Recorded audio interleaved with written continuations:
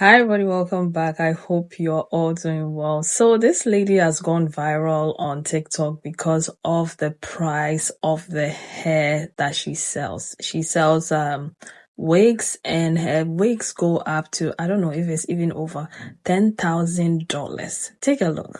You're still wondering why our wigs are so expensive? Let me take you behind the scene of how we make our wigs. Our wigs are not coming from the same factory as the ones that cost $500. You know why? Because we are the factory. And if you're new here, I'm Shani, the founder of Shani Wigs, and I'm a wig maker. We have been featured in Vogue and made wigs for celebrities like Naomi Campbell. So what makes our wigs so different? After carefully selecting the hair, we create what we call wefting, which is going to be rows of hair that will be sewn into the cap of your wig. This allows to control the density and the amount of hair we want in the wig, making it so much more lightweight and have more movement than a regular wig you could find in the market. But we don't stop here. We only carry virgin hair wigs, which are non-processed or chemically treated hair. And the best part, and what will make your wig look so different than the ones that are $500, is the customization. Because let's be real, from the back, every wig could look the same. But from the front, you could see if you have a bulky and wiggy hairline, or if people have no idea you're wearing a wig because it looks like it's growing out from your scalp. There is more than 50 hours that goes into each piece, and everything is made in-house by the team that I trained personally. Because I wear wigs myself, I'm aware of all the things that need to be complete in order for the wig to look super natural. If you had to wear a wig today, would you spend $7,000 to $10,000 on it?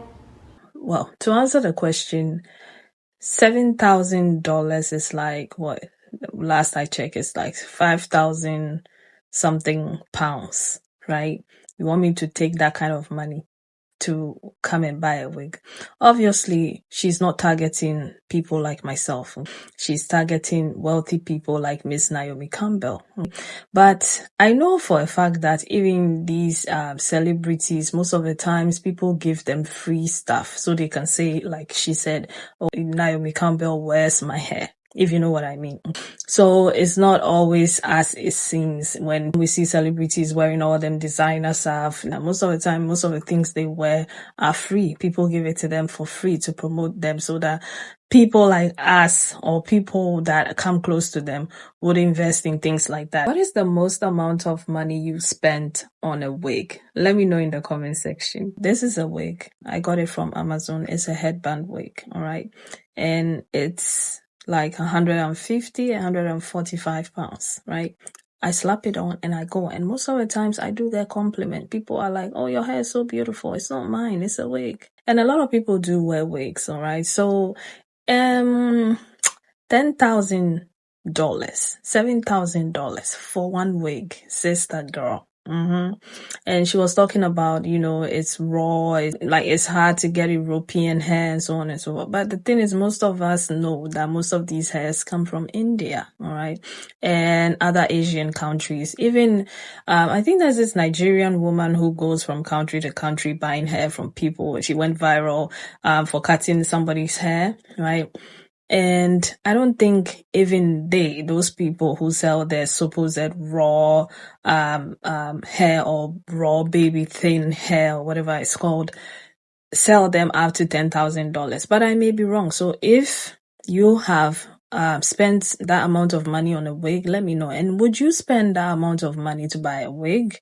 Maybe when I become a billionaire, it probably would be like £100 to me. All right. So let's get into the thoughts and opinions of other people with regards to this. And I'm going to come back and talk some more. And don't forget to hit the subscribe button. Thank you. If you had to wear a wig today, would you spend $7,000 to $10,000 on it? No, I could personally never do it. It's not my portion. I've already accepted my position in life that I am not the target market for these expensive wigs. I mean, there are people here that sell wigs that cost, north of $1,000 and even beyond that. And I said to myself, listen, this is not my portion. Even if I could afford it, I would not do that. Now, why on earth, even if I could afford it, would I buy a wig that costs between $7,000 to $10,000 because Naomi Campbell? Maybe at one point in time bought those wigs. No, immediately no. And listen, there are people in this country that will pull the wig off your head, whether you're walking in town or even driving in your car, they will come and pull it off.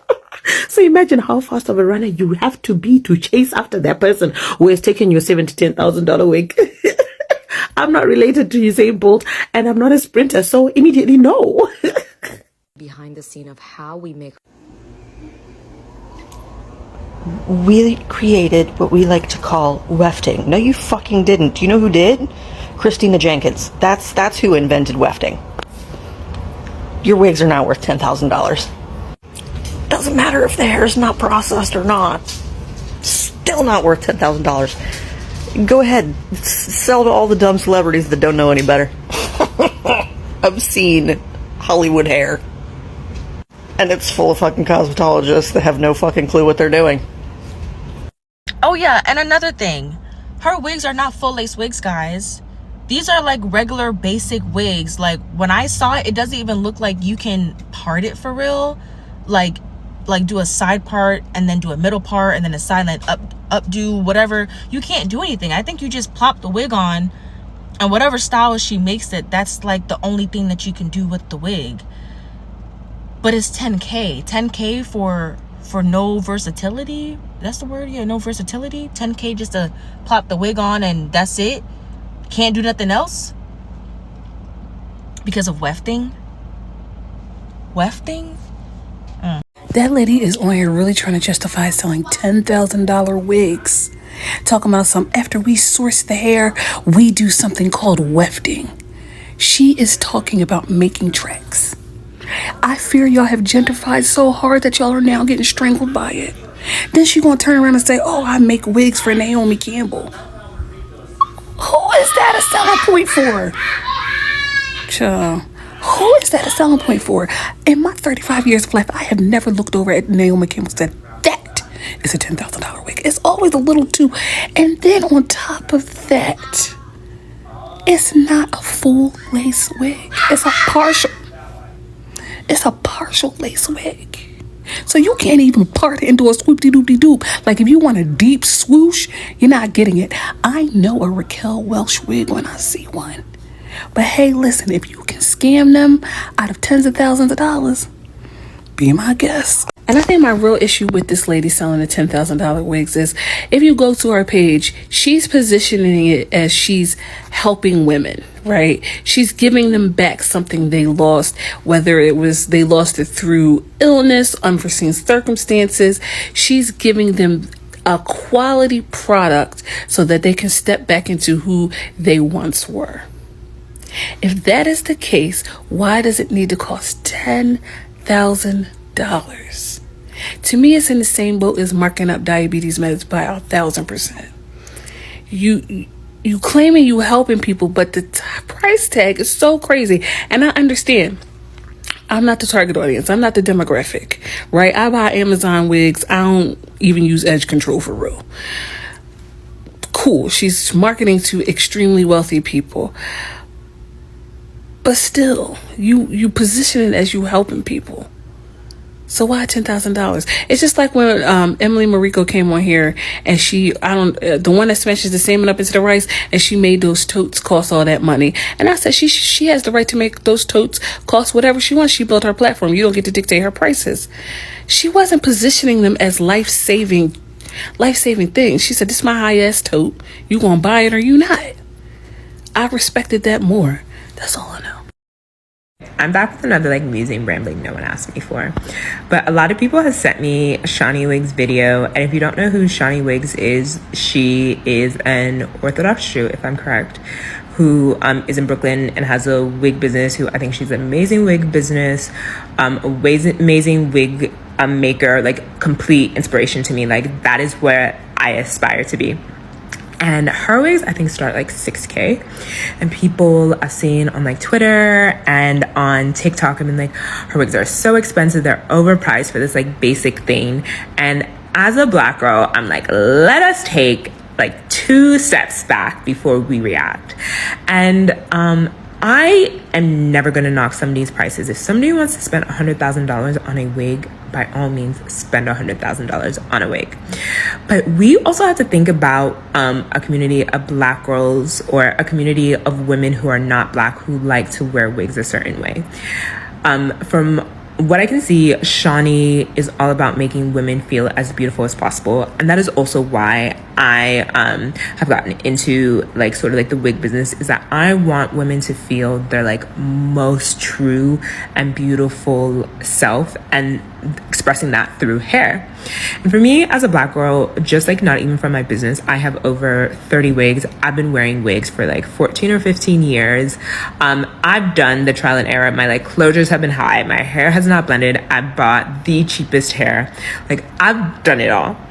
And it's just that like for some women, like they don't know about all of that. Like I, did the YouTubes, did the TikToks, like Jenny Jenkins, I was learning, do I need to put 6 bundles in my hair?